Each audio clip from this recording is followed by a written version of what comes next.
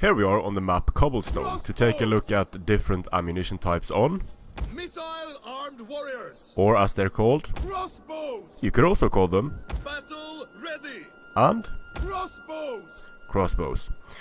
We'll So, kill them crossbows all. come with a hefty amount of missile damage. 15 of that is base, and 50 of it is armor piercing. Now, when you activate precision shot for We are outnumbered. shut the hell up, please. For unit that has high armor piercing, like crossbowman, it's going to increase the base damage by quite a bit, but it's only going to increase the base damage. So AP stays and base damage increases to 23. So I'd say that precision shot is useless for Missile crossbowmen warriors. when you use standard ammunition.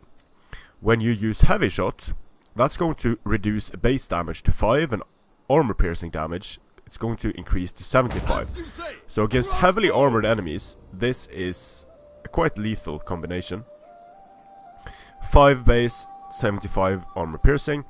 If I activate precision shot, it's only going to increase the base damage by 3. The real magic starts happening when you use... Whoops, have I used the abilities on all of them? Yeah. Crossbows. No, I haven't used it on this one. So, if I activate Flaming Shot, the base damage increases to 75, the armor piercing damage is only 25. And the reload time goes up. Fire projectiles are going to reduce morale by 9 for 12 seconds. Give them fire. So, now I have 100 missile damage. Massive missile damage. This is going to absolutely destroy units that have low armor, or cavalry.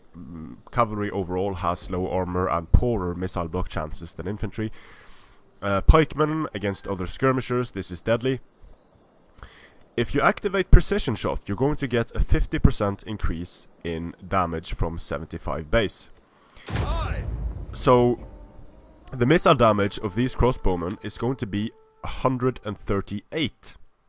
113 base damage and 25 armor piercing damage.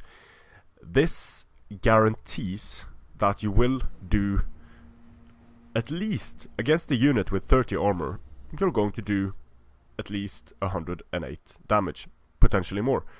So against units that lack good shields, even against units with good shields, Flaming Shot is actually super useful. If you also use Barrage to increase the rate of fire, or, well, it's basically quick reload, you're going to increase rate of fire.